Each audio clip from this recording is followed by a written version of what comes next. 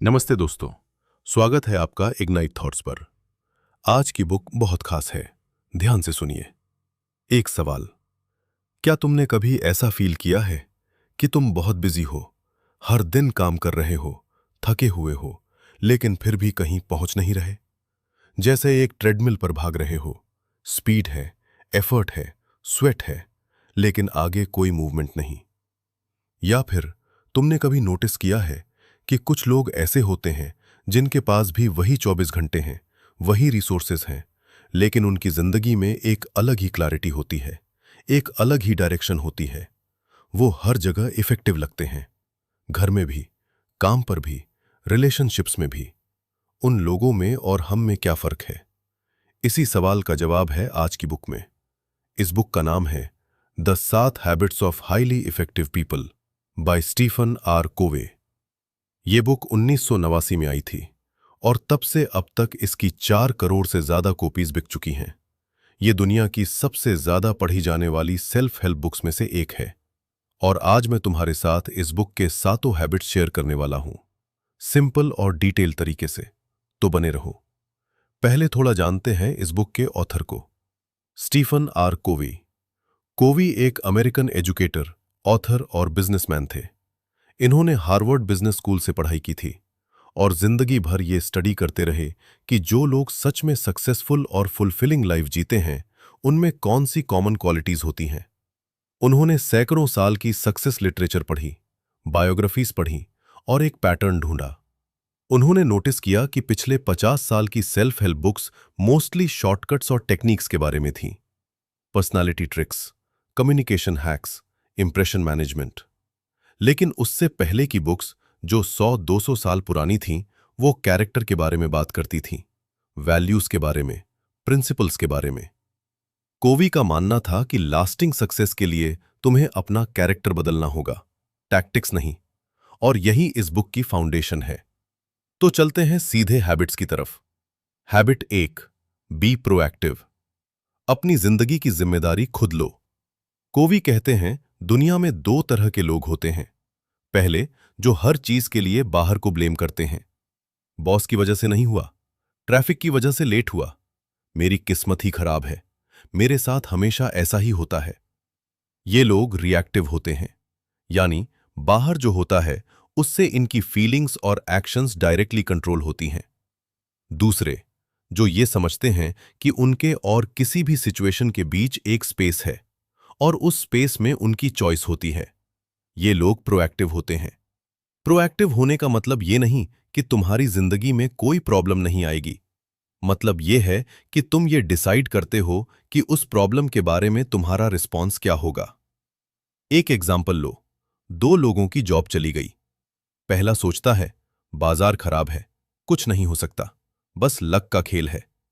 दूसरा सोचता है, ठीक है, ये हुआ, अब मेरे पास क्या ऑप्शंस हैं, मैं क्या कर सकता हूं।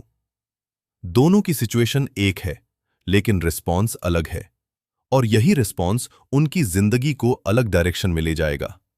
कोवी कहते हैं प्रोएक्टिव लोग अपनी सर्कल ऑफ इन्फ्लुएंस पर फोकस करते हैं, यानी जो चीजें उनके कंट्रोल में हैं। रिएक्टिव लोग अपनी सर्कल ऑफ कंसर्न पर फोकस करते हैं, यानी जो चीजें उनके कंट्रोल से बाहर हैं।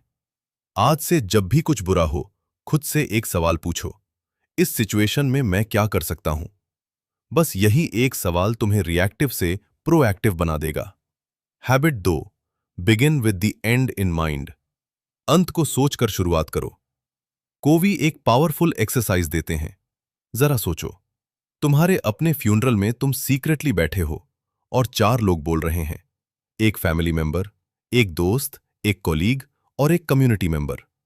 वो क्या कहें ये तुम चाहते हो? ये सोचो, सच में सोचो। क्या तुम चाहते हो कि वो कहें कि तुम हमेशा अपने डेडलाइंस पर थे, या ये चाहते हो कि कहें कि तुम एक ऐसे इंसान थे जो हमेशा दूसरों के लिए वहां था, जिसने हमेशा सच बोला, जिसने कुछ मीनिंगफुल बनाया? कोवी कहते हैं ज्यादातर लोग इतने बिजी होते हैं लैडर क्लाइंब करने में कि उन्हें पता ही नहीं होता कि वो लैडर किस वॉल पर लगी है। Begin with the and in mind का मतलब है पहले ये डिसाइड करो कि तुम अपनी जिंदगी में क्या बनाना चाहते हो, क्या बनना चाहते हो। फिर उसके हिसाब से हर दिन के डिसीजंस लो। इसके लिए कोवी एक पर्सनल मिशन स्टेटमेंट बनाने को कहते हैं, यानी अपने लिए एक ऐसा स्टेटमेंट जो डिफाइन करे कि तुम कौन हो, तुम्हारी वैल्यूज क्या हैं और तुम किस दिशा में जाना चाहते हो। आज रात 10 मिनट निकालो और ये लिखो, मैं अपनी जिंदगी में क्या अचीव करना चाहता हूं और किस तरह का इंसान बनना चाहता हूं। बस एक पैराग्राफ, यही तुम्हारा स्टार्टिंग पॉइंट है। Habit 3, put first things first. पहले जरूरी काम करो। कवि एक टाइम मैनेजमेंट मैट्रिक्स देते हैं और यह शायद इस पूरी बुक का सबसे प्रैक्टिकली यूजफुल कॉन्सेप्ट है। इसमें सारे काम 4 बॉक्सेस में बटे हैं। बॉक्स 1, अर्जेंट और इंपॉर्टेंट, यानी क्राइसिस। कोई डेडलाइन है, कोई इमरजेंसी है, यह काम करना ही पड़ेगा। बॉक्स 2, नॉट अर्जेंट लेकिन इंपॉर्टेंट, यानी planning, relationships, exercise, personal growth. ये काम जरूरी है लेकिन कोई डेडलाइन नहीं है तो हम इन्हें टालते रहते हैं। बॉक्स 3, अर्जेंट लेकिन नॉट इंपॉर्टेंट, यानी ज्यादातर मीटिंग्स, फोन कॉल्स, ईमेल्स जो दूसरों की प्रायोरिटीज हैं लेकिन तुम्हारी नहीं। बॉक्स 4, नॉट अर्जेंट और नॉट इंपॉर्टेंट, यानी time waste, mindless scrolling, unnecessary gossip. कवि कहते हैं ज्यादातर लोग अपना वक्त बॉक्स 1 और बॉक्स 3 में बिताते हैं। हमेशा किसी न किसी अर्जेंसी में रहते हैं, लेकिन हाईली इफेक्टिव लोग बॉक्स 2 पर फोकस करते हैं। वो प्लानिंग करते हैं, रिलेशनशिप्स बनाते हैं, खुद को ग्रो करते हैं। इसीलिए उनके लिए कम क्राइसिस आती हैं, क्योंकि वो प्रॉब्लम्स को पहले ही सॉल्व कर देते हैं।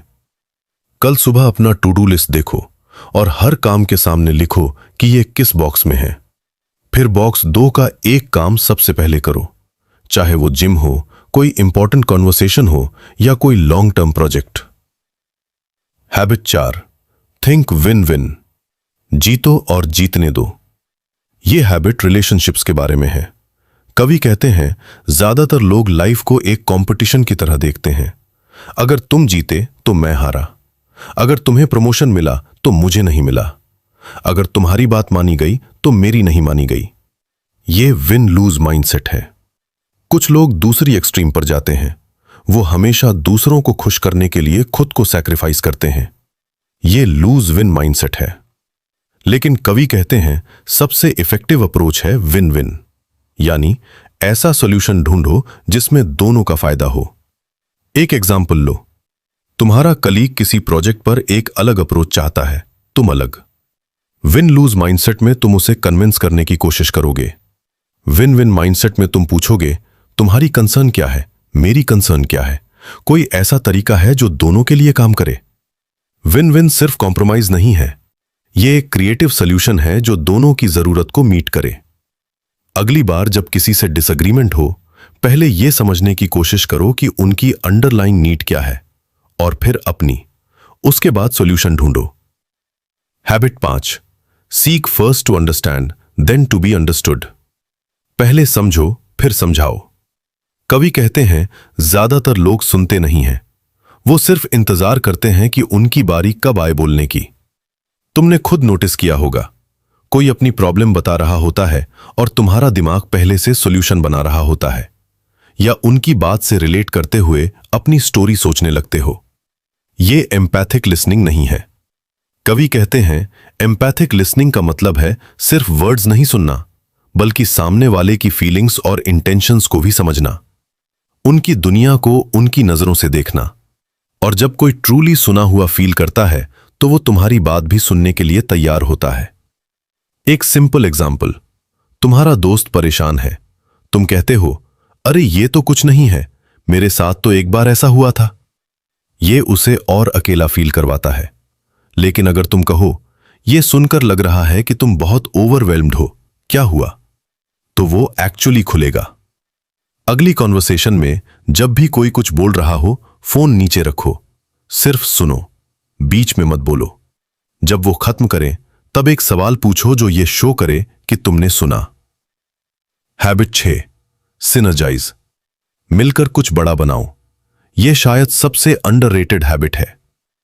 सिनर्जी का मतलब है 2 लोग मिलकर वो बना सकते हैं जो अकेले नहीं बना सकते। 1+1 = 2 नहीं, बल्कि 1+1 = 3 या 5 या 10। कवि कहते हैं हम सब अलग हैं और ये अलगपन एक वीकनेस नहीं, स्ट्रेंथ है। लेकिन सिर्फ तब जब हम उसे सेलिब्रेट करें, जब हम दूसरों के डिफरेंट पर्सपेक्टिव को थ्रेट की तरह नहीं बल्कि अपॉर्चुनिटी की तरह देखें। एक टीम में एक पर्सन है जो बहुत क्रिएटिव है लेकिन डिसऑर्गेनाइज्ड है। दूसरा बहुत ऑर्गेनाइज्ड है लेकिन रिस्क अवर्स है। अगर दोनों एक दूसरे को टॉलरेट करते हुए काम करें तो एवरेज रिजल्ट आएगा। लेकिन अगर दोनों जेन्युइनली एक दूसरे की स्ट्रेंथ्स को वैल्यू करें और मिलकर काम करें तो कुछ एक्स्ट्राऑर्डिनरी बन सकता है। सिनर्जी तब होती है जब लोग विन विन माइंडसेट से एम्पैथिक लिसनिंग के साथ एक कॉमन गोल के लिए मिलकर काम करते हैं। किसी एक ऐसे इंसान के साथ काम करने की कोशिश करो जिसकी थिंकिंग तुमसे बिल्कुल अलग है। उनके पर्सपेक्टिव को सीरियसली लो, देखो उससे क्या नया निकलता है। Habit 7, sharpen the saw. खुद को रिन्यू करते रहो। ये आखिरी हैबिट है और कवि कहते हैं ये सबसे इंपॉर्टेंट है। एक आदमी जंगल में पेड़ काट रहा है, घंटों से काट रहा है, थका हुआ है, प्रोग्रेस भी स्लो हो गई है। तुम पूछते हो भाई जरा रुको और अपनी 100 शार्पन क्यों नहीं कर लेते? वो कहता है शार्पन करने का टाइम नहीं है, मुझे काटना है। यही हम सब करते हैं। हम इतने बिजी हो जाते हैं प्रोड्यूस करने में कि हम खुद को शार्पन करना भूल जाते हैं। कवि कहते हैं खुद को रिन्यू करने के 4 डायमेंशंस हैं। फिजिकल यानी एक्सरसाइज, न्यूट्रिशन, नींद। मेंटल यानी पढ़ना, लिखना, नई चीजें सीखना। इमोशनल और सोशल यानी रिलेशनशिप्स, एम्पथी, दूसरों की मदद करना। स्पिरिचुअल यानी मेडिटेशन, नेचर में टाइम बिताना, अपनी वैल्यूज को रिफ्लेक्ट करना। अगर इनमें से कोई एक डायमेंशन निग्लेक्ट हो जाए तो बाकी सब अफेक्ट होते हैं। एक इंसान जो फिजिकली एग्जॉस्टेड है वो मेंटली शार्प नहीं हो सकता। एक इंसान जो स्पिरिचुअली खाली है वो स्ट्रॉन्ग रिलेशनशिप्स नहीं बना सकता। हाईली इफेक्टिव लोग इन सब पर रेगुलरली इन्वेस्ट करते हैं। ये सेल्फ इंडल्जेंस नहीं है, ये सर्वाइवल है। इन चारों डायमेंशंस में से जो सबसे ज्यादा निग्लेक्ट हुई है उसके लिए कल से सिर्फ 30 मिनट निकालो, बस 30 मिनट। यही शुरुआत काफी है। तो दोस्तों, आज हमने सीखी the 7 habits of highly effective people से 7 जरूरी बातें। पहली, बी प्रोएक्टिव। बाहर को ब्लेम करना बंद करो, अपनी रिस्पॉन्स चूज करो। दूसरी, begin with the and in mind. पहले डिसाइड करो कि तुम कहां पहुंचना चाहते हो। तीसरी, पुट फर्स्ट थिंग्स फर्स्ट। जो इंपॉर्टेंट है उसे पहले करो, जो अर्जेंट है उसे नहीं। चौथी, थिंक विन विन। हर रिलेशनशिप में ऐसा सॉल्यूशन ढूंढो जिसमें दोनों का फायदा हो। पांचवी, सीक फर्स्ट टू अंडरस्टैंड। पहले सुनो, सच में सुनो। छठी, सिनर्जाइज। अकेले मत लड़ो, दूसरों की स्ट्रेंथ्स को वैल्यू करो। सातवीं, शार्पन द सॉ। खुद पर इन्वेस्ट करते रहो, फिजिकल, मेंटल, इमोशनल, स्पिरिचुअल। और कवि का एक ही मैसेज है, सक्सेस कोई शॉर्टकट नहीं है, ये कैरेक्टर की नींव पर बनती है और कैरेक्टर बनता है डेली हैबिट से। स्टीफन कवी की ये बुक एक बार जरूर पढ़ो। ये सिर्फ एक बुक नहीं है, ये एक कंप्लीट लाइफ फिलॉसफी है। जितनी बार पढ़ोगे उतना नया मिलेगा।